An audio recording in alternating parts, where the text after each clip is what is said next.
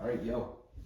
AtCoder beginner contest, 199. This contest was the problems were actually not super interesting in my opinion, but I think you could still learn something from them. So, if you also did this contest, then you should know the problems by now. If you don't know the problems yet, then I won't go over them because that would just take a lot of time. So, I'll put the link in the description and you can look at the problems while I talk about them.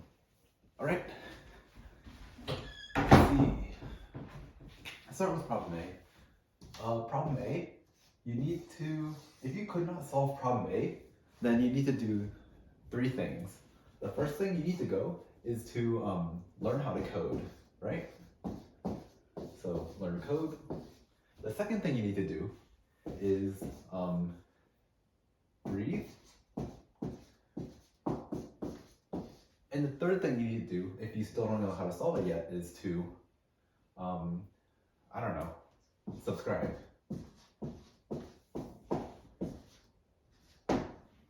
Yeah.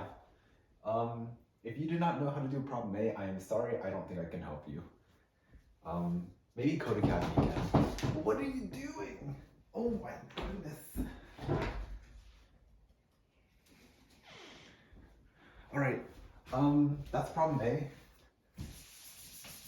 If you don't understand, if you don't know what I'm talking about, basically problem A is like very easy.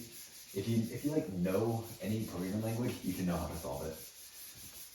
And that's pretty standard for all ABCs or AtCoder beginner contests in general. Alright, problem B. So pretty much, in problem B, you want to take advantage of the really low constraints.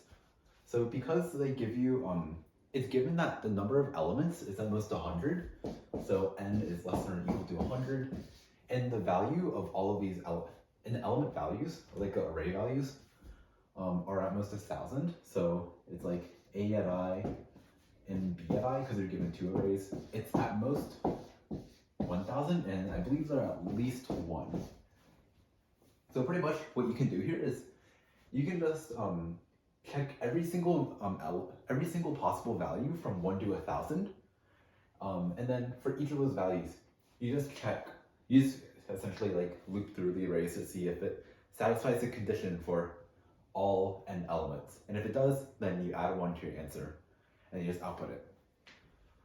It's just standard implementation. Again, if you know a programming language and you know how to use it, you know how to use arrays, it's very straightforward. So yeah, I don't know. If you had trouble with this, I would say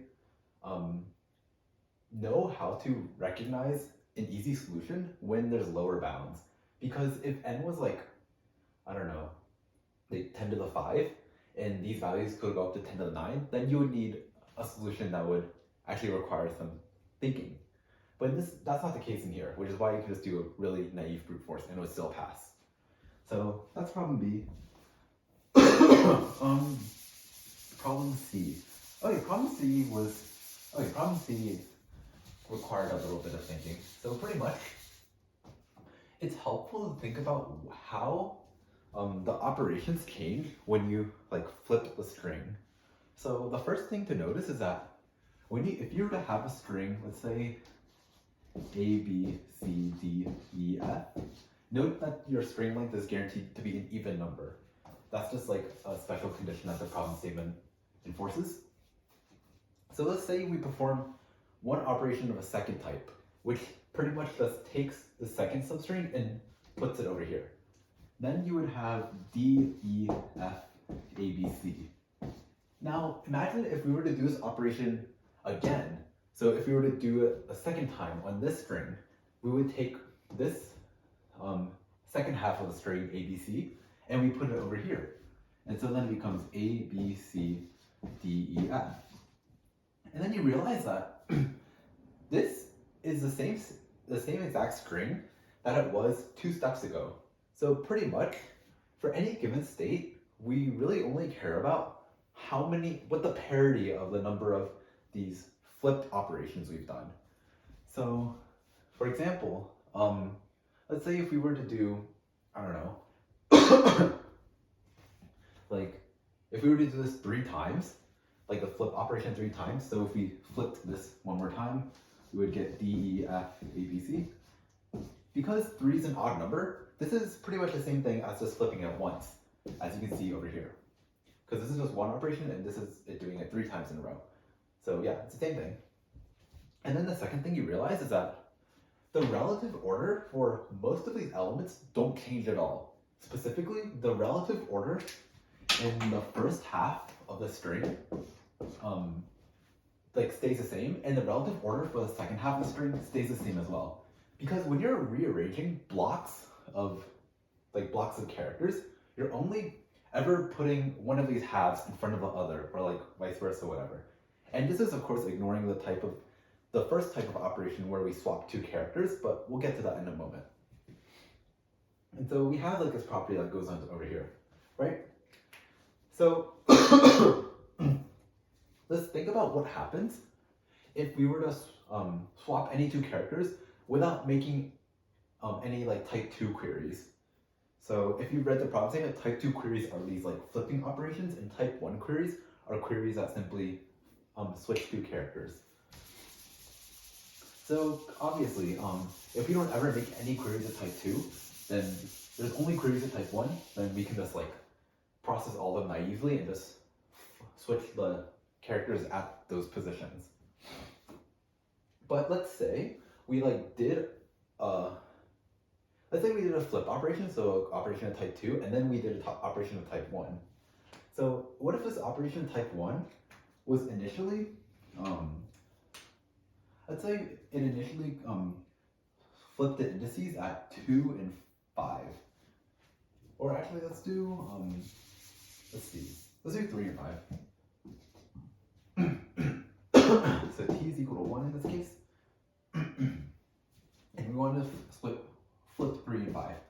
If we were to flip 3 and 5 over here without making any other queries beforehand, then we would just simply swap the C and E, right?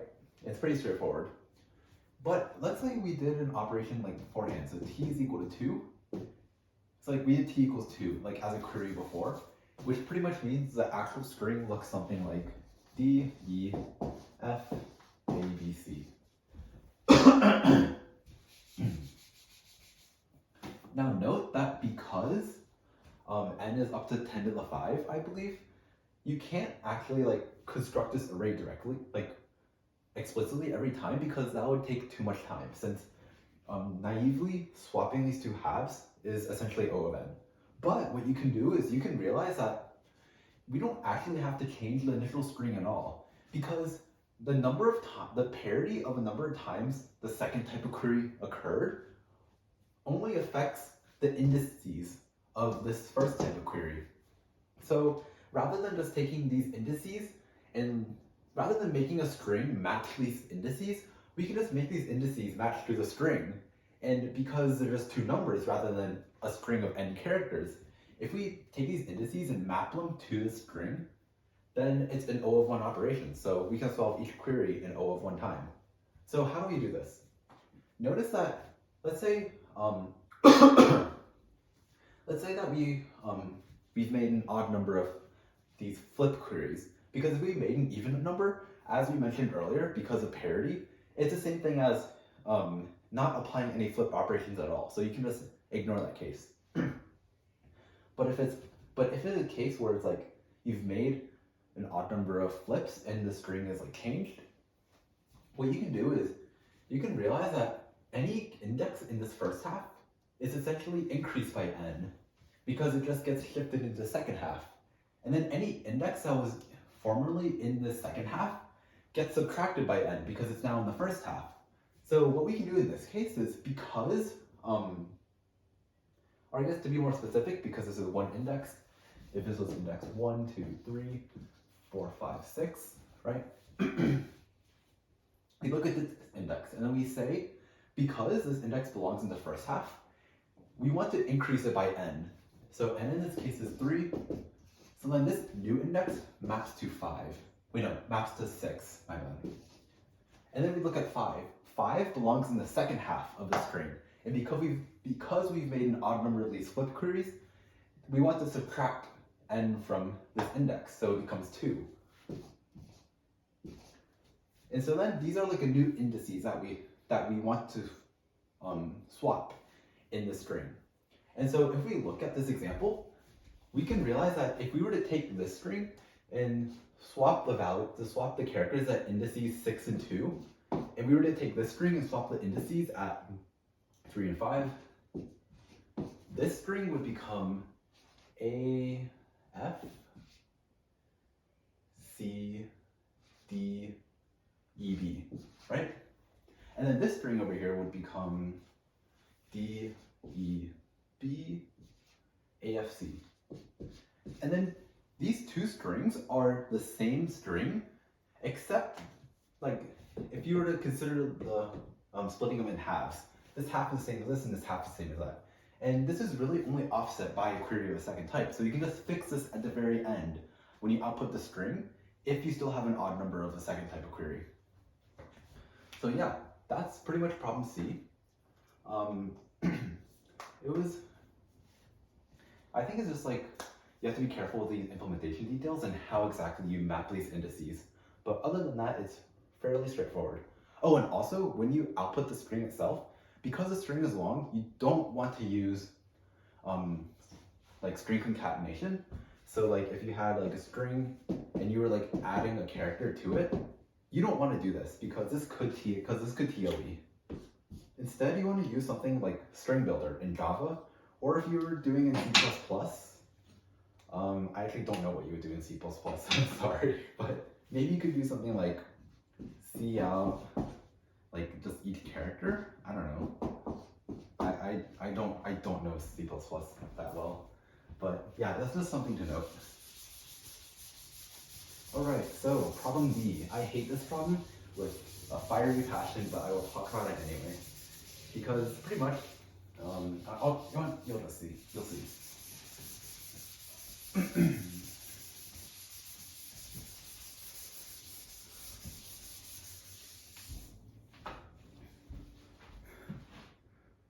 Okay, problem D.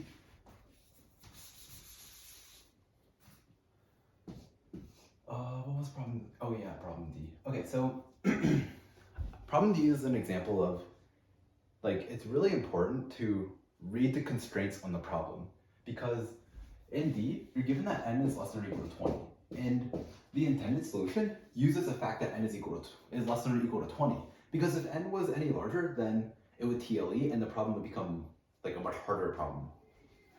But pretty much, what you realize is that, say if you were to have like any arbitrary graph, so I'll just draw one, like, I don't know, if we had a node here, a node here, a node here, a node here, we had like a bunch of edges, we had like a component of size 2 like this, we just had like a random node over here, and then we have like a triangle, just like, or actually a tree, yeah, something like that, you know? Then what you realize is that, well, we know that the upper bound, the answer is 3 to the power of n. But we can't brute force all of these because 3 to the power of n can be up to 3 to the power of 20, which I believe is a little bit more than 10 to the 9. So, and 10 to the 9 is like too slow of a runtime if it's like O of 10 to the 9 operations. So this doesn't work. But what does work is if you're familiar with like bitmaps and bitmaps DP, you would know that 2 to the power of 20 is a completely valid runtime, because this is approximately 10 to the 6, which is fine in O of n. So that's like kind of the one observation that you have to make in this problem. And that observation follows pretty easily if you were to just look at this graph and say, okay, let's pick any arbitrary node in a component and just assign a color to it. So let's say you were to start on this component of a graph, and we assign the color, let's see, let's say we assign we're like a number, like 1, 2, 3 color, it's the same thing.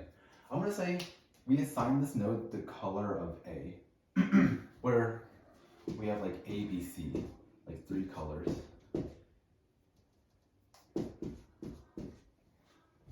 Then what this means is that all nodes that are adjacent to this first node cannot have the color of A.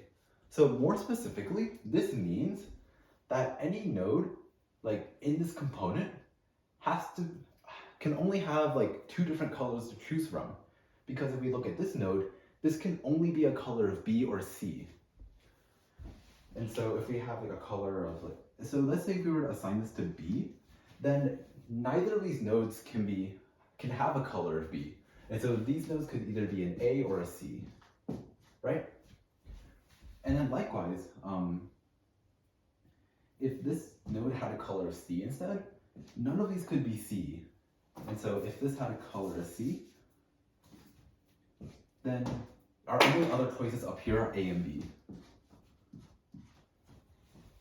So more specifically, for every component, we only need to like brute force like a really small quantity of these values. So if, let's say K is the size of this component, right? So size is equal to K. Then for each component of a graph, we only really need to check 3 times 2 to the power of K minus 1, like assignments. Because for the first, for any first arbitrary node, we have 3 choices for the first color. And for all the other nodes, we only have 2 choices for them, rather than 3. Because they have a node that's adjacent to a node that's already assigned, meaning that at least one of their colors is ruled out as a possibility. So with this observation, you can realize that this is actually like fast enough to just check manually. And this is like kind of where the implementation gets really messy. And this is why like I couldn't like debug it officially, because the idea is very simple, but the implementation is just very, very annoying. That's all I have to say. Oh, and also, if you want to handle like multiple components, you simply just find how many ways you can assign, how many like different colorings exist for every component, and then just multiply them together. Because all components are independent in the sense that if you have 2 different nodes and 2 different components, the colors of these nodes can never affect each other in an answer. So for example, let's say this has like some number of nodes. If your component is just a single node, then there's just 3 ways to do it. If your component is something like this, you could have like AB, like AB, AC, BA, BA, like whatever. There's just like, I think there's 6 ways. Yeah, maybe 6. And over here is like something like similar as well. Yeah, it's pretty straightforward. But yeah, it's just, you have to be careful with how you implement this problem. But in terms of observations, that's basically it. So yeah, that's problem D. Let's move on to the last one. Or the last one that I'll be talking about, because there's a problem F, but I actually haven't read that yet because I'm a lazy bitch, okay? Shut up. I'm sorry, I'm tired, okay? If I say some weird stuff, then just let it go. Let it go. Yeah, it's not your fault, it's mine. Oh my god, I'm so boosted. Okay.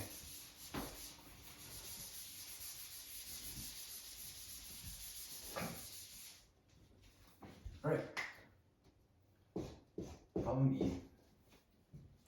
This is another case of like looking at the bounds and like being very careful with how you like approach this problem, because if n is, so in this case n is less than I believe 18. So the first thing that went through my mind was, okay, if n is less, why would they make n less than or equal to 18? And there's pretty much only 2 reasons they do that. Either it's some sort of bit mask solution, or they just hate the contestants, they just want to troll them. And unfortunately, AtCoder is not run by Anton, so this probably means that the solution is bitmask DP. So that's like kind of the first like direction towards the approach that you could follow. And so let's like try to think of a DP recurrence and then account like the constraints later. Like constraints being like the M conditions where the first X, like the first X elements out of like the first X elements, at most Z of them can be less than or equal to Y. Pretty much that, yeah. So pretty much, for every possible mask, we have like 2 to the n of them. Let's pretend that the mask corresponds to the contents of a prefix of values that we already have. So for example, if n, let's say n was equal to 3, for example, then a mask of that would be equal to 5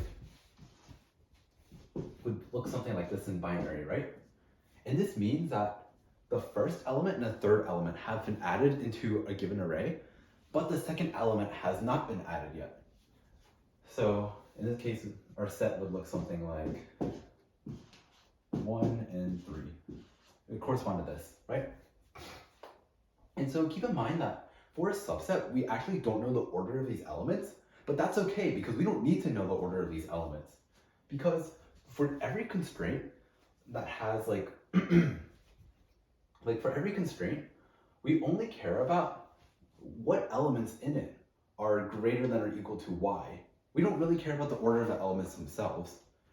So what this means is that for every mask that we encounter, we can pre-compute whether or not that mask, whether or not having a prefix of those values in this mask is valid or not. So what I mean by that is, let's say there's k elements in, so let's say the size of our mask is k, or like a size of a subset. So in this case, k would be equal to 2. This means we want to check constraints with x equal to 2. So x equal to 2 are like constraints that we currently care about. So let's assume we have a constraint that's like y is equal to 1 and then z is equal to 1. So for every possible mask, we just iterate over all the elements that are contained in this subset, and then we just keep like a variable saying like, okay, is there an element in this subset that's less than or equal to y? If there is, we increase this variable by 1. And so I'll just call it like frequency, I don't know. And so after you find out what this frequency is, you want to check to see if this is less than or equal to z. And if it is, then that means that this is a valid mask. And if it's not, then that means that this subset cannot appear as a prefix of values in any possible array. And so, yeah, pretty much, if for all of these constraints, at least one of these constraints has like a condition where frec is strictly greater than z, then it's not like a valid mask. And I'll talk about how to handle that in the DP right now.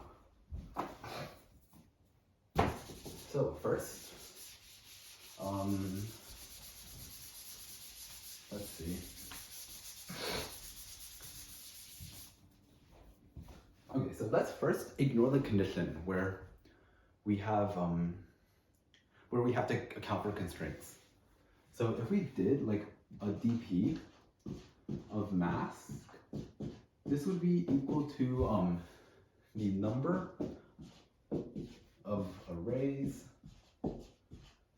with a prefix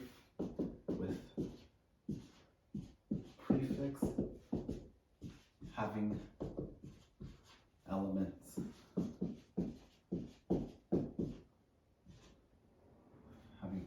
well, that's a weird T.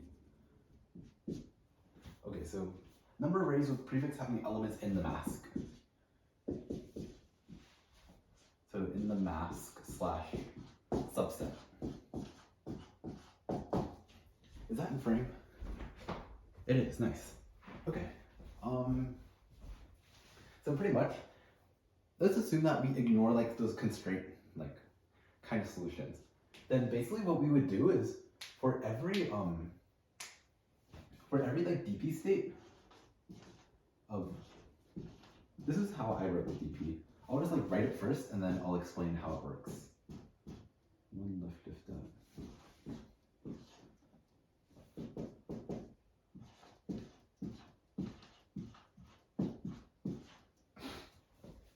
Okay, so this is what the DP would look like. So you have to keep in mind that the B is like the bth bit, and this bit cannot be set in mask. So bth bit in mask equals 0. And that's a very important condition because we don't want to add an element into the subset if that element already exists in this like current subset that we care about. So pretty much what this means is that adding a new element into a subset is strictly dependent on the value of the subset before. Because let's say we were to have a subset of like 1, 3, 4. Like how many possible like prefixes of like this array can we achieve with these elements as subsets? Well, we can think of it as like we're basically taking a permutation and like counting how many permutations exist in here. So it's like if we had an element of if our prefix of like one smaller size had 1 and 3 or 3 and 1, then we could add a 4 onto it, right? Or if we had a subset with elements like 1 and 4, 4 and 1, we could then put a 3 on it. Or if we had a subset of like 3 and 4 and 4 and 3, we could put a 1 onto it. So that's how this transition works over here. And if you think about it, if we were to have like no constraints whatsoever, this is essentially the same problem as like saying for a permutation of size, I don't know how to talk. If you want to count how many permutations of length k exist, it's dependent on how many permutations length k minus 1 exist. Because then it's like perm of k is like equal to how many ways we can get permutations of k minus 1 times k, because there's k different elements that can appear as the last element in the subset. And this is literally just k factorial. So that's like kind of one observation you can make. And this is very similar to how this works, except rather than just representing it as like a function, or like as like a one-dimensional, like a really straightforward function, you represent it in terms of subsets. But the formula itself pretty much stays the same. You just store more information about the prefixes in like the subset DP. Okay, so how do we account for subsets that are not valid? In other words, if a subset is invalid for at least one of the constraints, how do we account for that? And that's actually like not very hard to do. All you do is when you compute the DP, if mask, I'll say like if mask at 0 is invalid, then this means that the DP value at mask at 0 is just going to be 0. And that's because we define this DP slightly differently. So instead of saying number arrays, we can actually say number of valid arrays.